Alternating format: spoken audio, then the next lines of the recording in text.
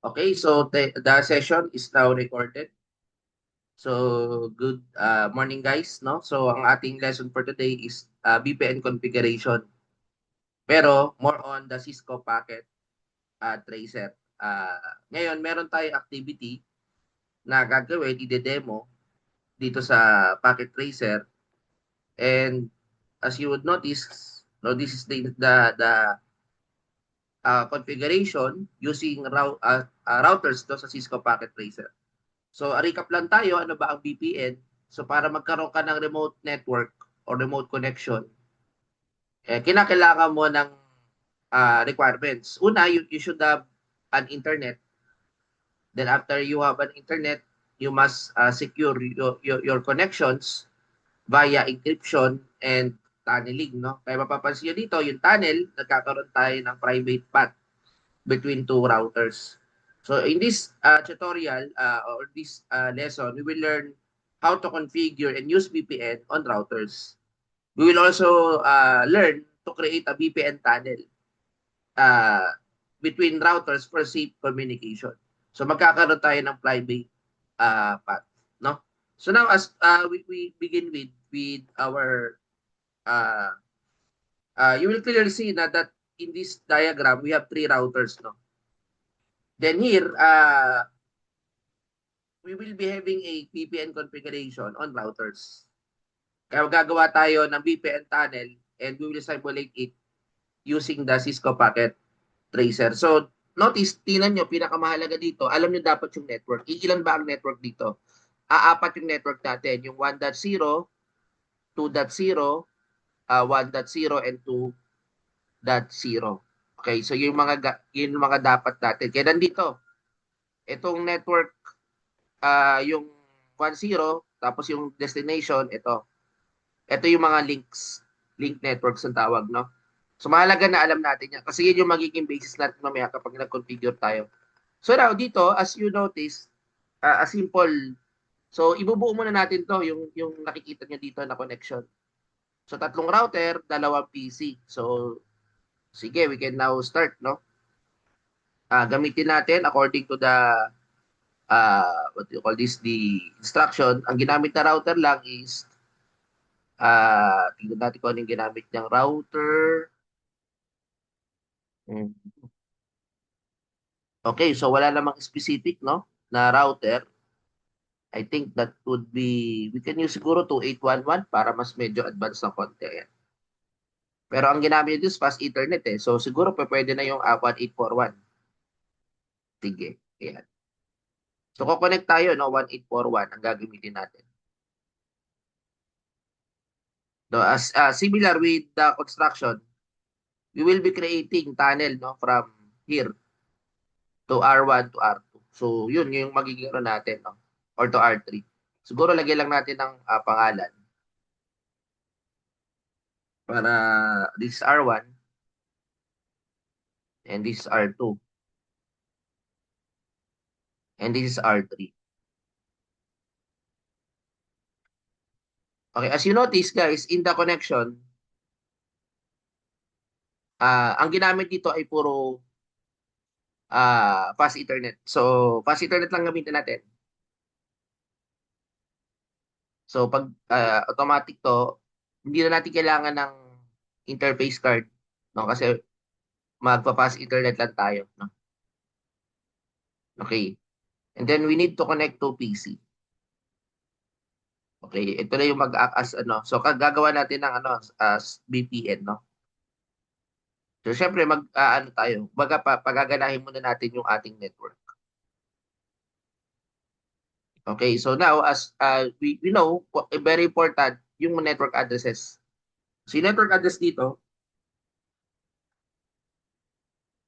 is 192.168.1.0/24. So that is the network address. Ito naman yung link address nito, no, is let's say 1.0.0.0./8. O ibig sabihin yung subnet mask niya is /8. Then ito naman, ang link address niya dito 2.0.0.0/8.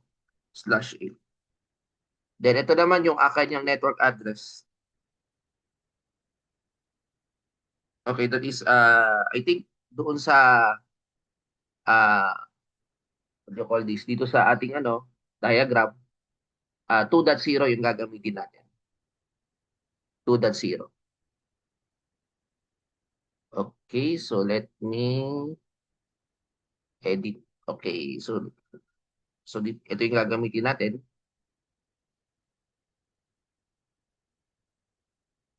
/24. Okay, so ngayon kompleto na yung network addresses. Ibig sabihin, lalagyan na natin to ng addresses, no? Okay, now to begin with, desktop 192.168.1.10. Pwede kong gawin yan, no? Then ito, .1.1, gateway. Okay, so ngayon, as you notice, maglalagay tayo dito sa CLI. O dito na tayo mag-type, no? No? Enable, configure terminal, then check natin kung saan nakakonect. So ano to sa pass Ethernet /1, no? So interface muna. Pass Ethernet 0/1. IP address, yung gateway lang ilalagay natin, no? 192.168.1.1, 255.255.255.0. Then after mo ano yan, no, shutdown na, no? Okay, so okay na ito, no? So ngayon connected na tayo based doon sa ating connection, no? Although yan 1.10 yung ginamit ko, no. Similarly, yan, pares lang naman ng ganoon din ang gagawin ko doon sa isa, no. Interface ko din yung kabila, then no shutdown, no. On how to configure the router. So ngayon ito naman yung mangyayari. So ngayon this is interface ulit. Titingnan ko lang kung saan ako nakakabit dito. Pass Ethernet 0. O interface fast Ethernet 0/0. Then IP address. Okay, gagawin ko dito yung 1.0.0, no? 1.0.0.1, no? Then 255.0.0.0. Kasi yan yung IP address. No shutdown. Okay, so exit na ito. So, ibig sabihin na-establish na natin yung connection. Ito naman sa kabila, CLI lang tayo ulit, no? Yan, no? Enable, configure terminal, then interface. I think that would be fast Ethernet. Tingnan natin, 00, no? Then okay.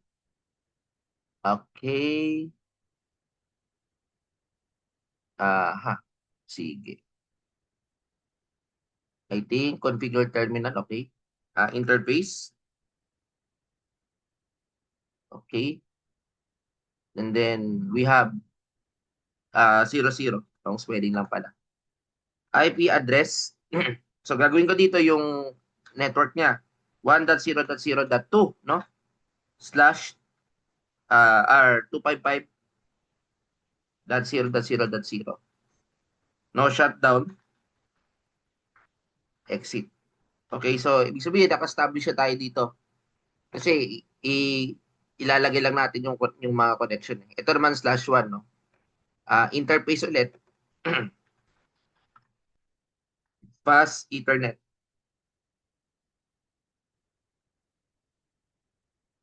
00. Okay. Okay, tama ba? 00 siya. 01. Tapos, IP address. So, yung link niya, I think that would be 2.0.0. So, 2.0.0.1, no?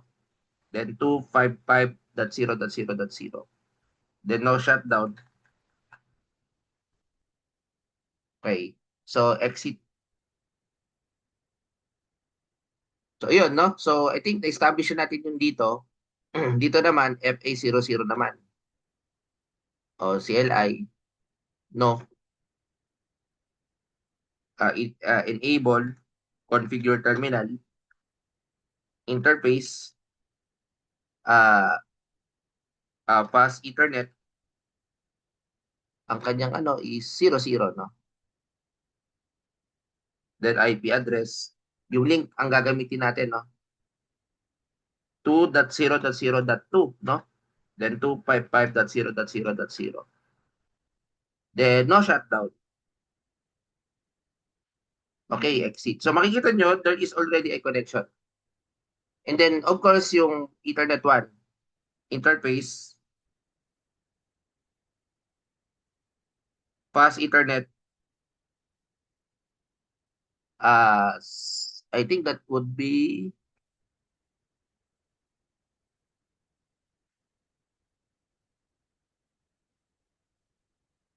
ano bang ano to? Yan. 0.0/1, no?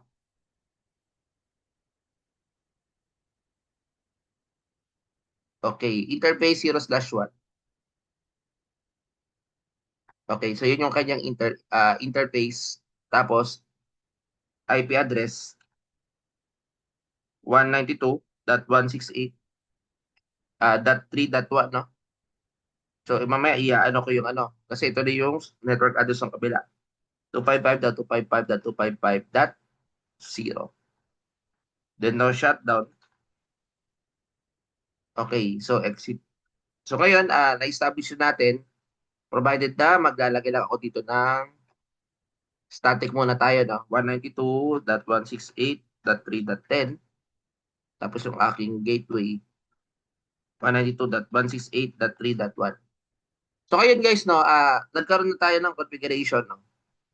So, babalik tayo dito sa ano, instruction. So, after mo makabit.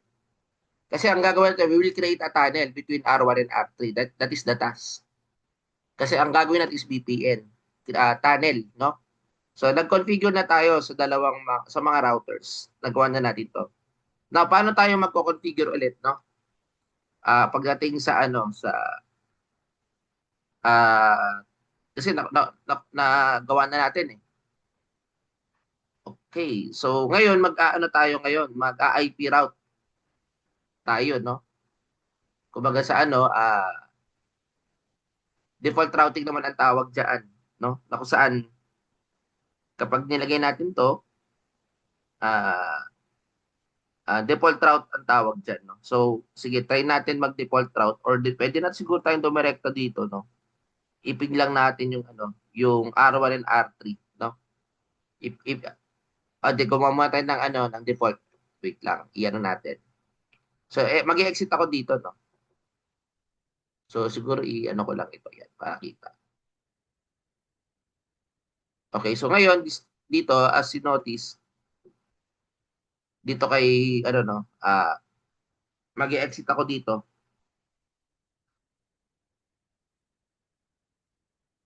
Exit. So, try natin, no? Enable, config T.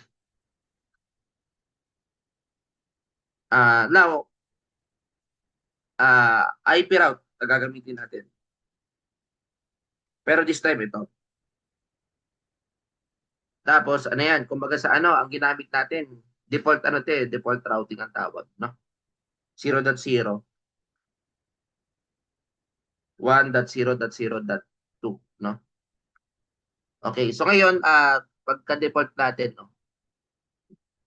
Tapos, ngayon, makikita niya dito yung config. Ay, lang. Ayan, no? Yung config, no? Ngayon, dito, as you notice, iisa-isay natin, no? Kasi ang ginawa natin kay R1. Ngayon, si R3 naman. Kasi yun yung ililink natin. Si R1 saka si R3. So, let's say, si R3 naman, no? Ito si R3. So, exit lang natin. Exit. Enable ulit. N, pwede na yan. Tapos, conft 0, 0 ulit. Ito yung tinatawag na default route. Default routing ang tawag dito. So, dire-default routing natin. Okay. Ay. Aha. IP route pala, sorry. Nakalimutan ko yung command. IP route 0.0.0.0, then 0.0.0.0, then 2.0.0.1. So after nyan, ayan, no? I-check natin yung pinging with R1. So doon muna tayo kay R1. So ipiping natin, no? So ipiping natin si R1. So exit lang tayo pag magpiping tayo. Nakaganito siya. O ping 2.0.0.2. So makikita natin dito yung success rate, no? So meron kang 60% na success rate, no? 2 seconds, no? Mapapansin mo dito. Now, tingnan natin ulit. Ibig sabihin, meron siyang may parang, try naman natin sa kabila, no? Okay, tapos, okay. Iulitin ulit natin. Iping natin yung 2.0.0.2. Yung 2.0.0.2 sa kabila yun, no?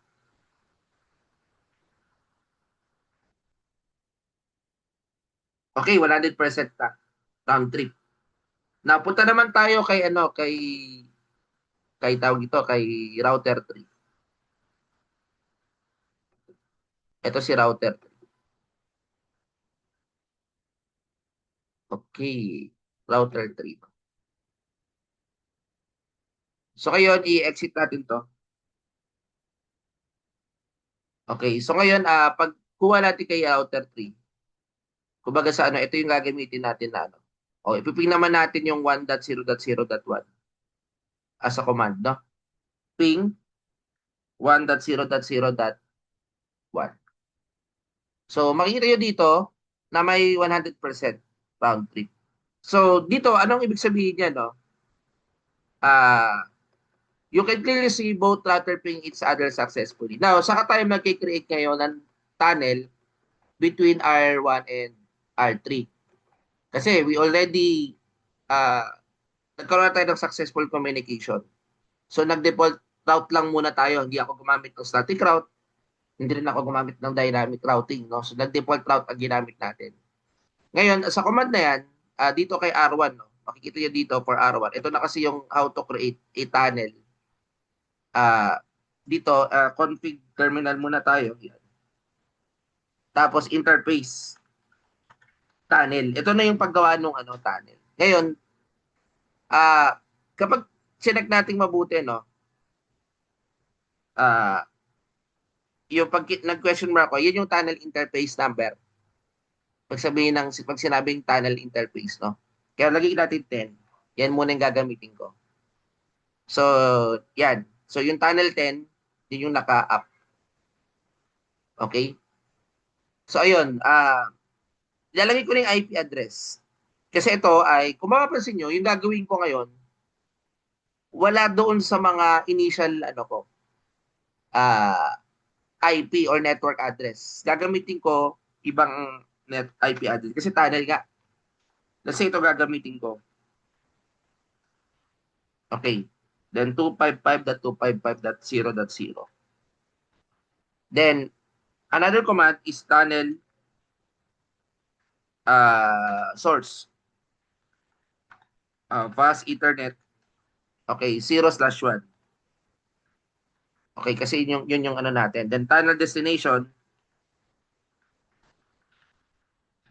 yan yung 2.0.0.2, no? Okay, so, ibig sabihin, guys, yung 2.2 kasi next up yan eh. Tapos yung kable na ginamit natin, no? Okay, so ngayon, shutdown natin. Ayan, no? So, ito kasi yung 2.0.0.2. Yan yung ginamit natin na 2.0.0.2, no? So, yan yung ginamit natin. Okay? Tapos, ayun nga, no? Ha. Tapos yung tunnel source galing kay FA01, no? Okay, tapos no shutdown. No shut. Okay, pagkatapos niyan, kikreate naman tayo ng tunnel sa router o sa router 3, no? Dito. Config terminal muna. Tapos interface, tunnel 100. Okay, tapos IP address. Ibang address to, no? Wala doon sa initial. Then 255.255.0.0. So as you can notice here, no? Yung tunnel source, yung panggagalingan nito, hindi ako nagkakamali, no? Is 00. Kaya 00 ang gagamitin natin. Tunnel, source, pass, Ethernet, 00. And then tunnel destination, yung pupuntahan, destination, 1.0.0.1. Okay, then no shutdown. Okay, now as you notice, no, connected na tayo dito. Now we will test by pinging each other, no? Let's say kay R1, no? Ipiping natin yung ngayon kung titingnan natin yung mga ano, no? So dito, nagkaroon na tayo ng ano, ng tunnel. Ayun, no, makikita dito sa port, tunnel 10,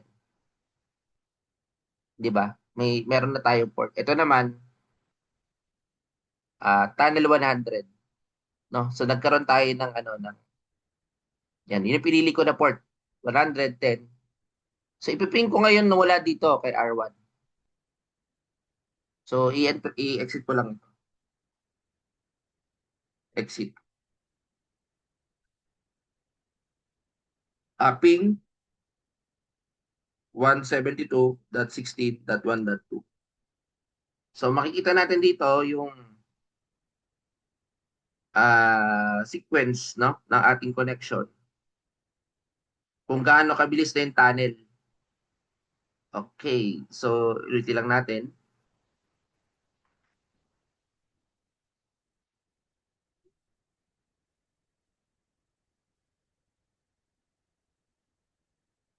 Check lang natin.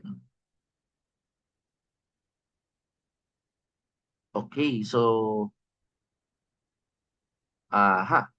dapat ito ay check ko nga yung mga port.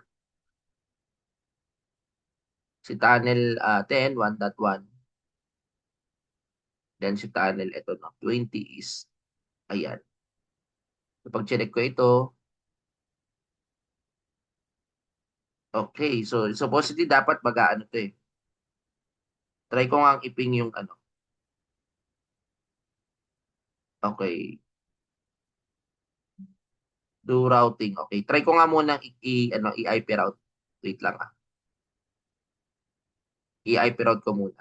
IP route enable config terminal. IP route 192.168.2.0 255.255.255.0 172.16.1.2. Ito ay ano, static route ang ginagamit ko, no? Tapos kabila naman, yung sa R3, ganun din ang gagawin ko. Exit. IP route 192.168.1.0 then 255.255.255.0 172.16.1.1.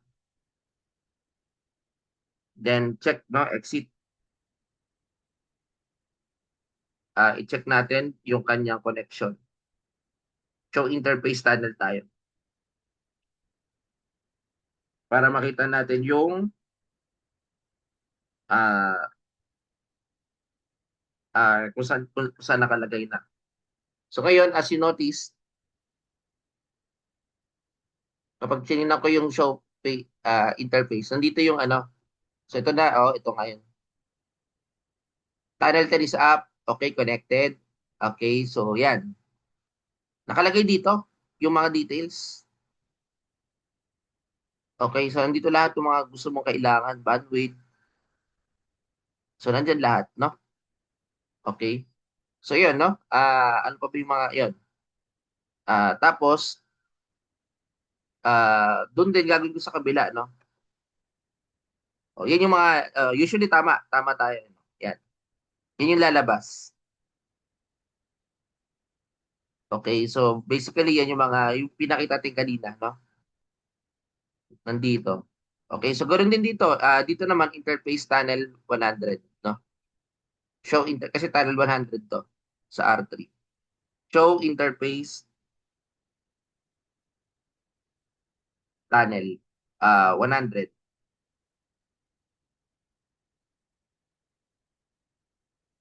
Okay, so makikita nyo dito, naka-up dapat ito. Okay, ito na yung pinaka ano no, interface tunnel. So, ayan. Ayan. So naka-up, line protocol is connected, Arduino is tunnel. So nagkaroon na tayo ng ano private path, no? Yan yung tinatawag na VPN. So ibig sabihin, nagkaroon na tayo ng ano ng pinaka virtual private network, no? Ngayon, how to trace? Now if you want to check what VPN tunnel is using, just go to the any computer using ping. So, halimbawa ako, ito guys, no, dito niyo to, no? Dito sa packet tracer, pwede nating tingnan, no? Total, naka-configure naman sa computer. Ipiping natin ngayon. IP config ang gagawin. Pupunta tayo sa desktop. Command prompt. IP config. Okay, dito nakikita natin, no? Yung connection. So, i-screenshot niya, no? Yung mga, ano yung link address. Yan, andyan lahat, no? Kumbaga, nagkakaroon na tayo ng ano, yan, no? Pagkatapos yan, ah, syempre lalabas dun yung ano, yung mga details. Tayo, hindi naman tayo gumamit ng IPv6 eh. Iping natin yung ano, yung ginamit natin na ano, na PC. Sa case ko kasi Spring 192.168.1.10. Okay, so makikita natin yung ano, yan. Okay, so basically yan yung ano, yan yung details, 'di ba? Meron siya connection, no? Okay, so ayan, no? Meron siyang ano, kumbaga meron siyang ano, yan, na may napiping siya. Okay. Tapos pwede na i-tracer din, no? Makita dito yung mga command, no? Tracer 192.168.1.10. .10 kasi ginamit ko. So ito yung tracer, tracing route. So ibig sabihin dito makikita mo kung saan nag-route, no? May 30 hops ang ginamit natin, no? Papunta doon sa kabila. 30 hops, no? Trace complete, ayan, no? Okay, so ngayon as you notice, ayan, no? Nagkaroon tayo ng ano, successful. Okay. So ayun, no? Ah, okay, so yun lang naman, pwede natin i-demo ulit dito sa kabila. Kuwari, ito naman, no? Pupunta ako sa ano, sa PC nito, IP config.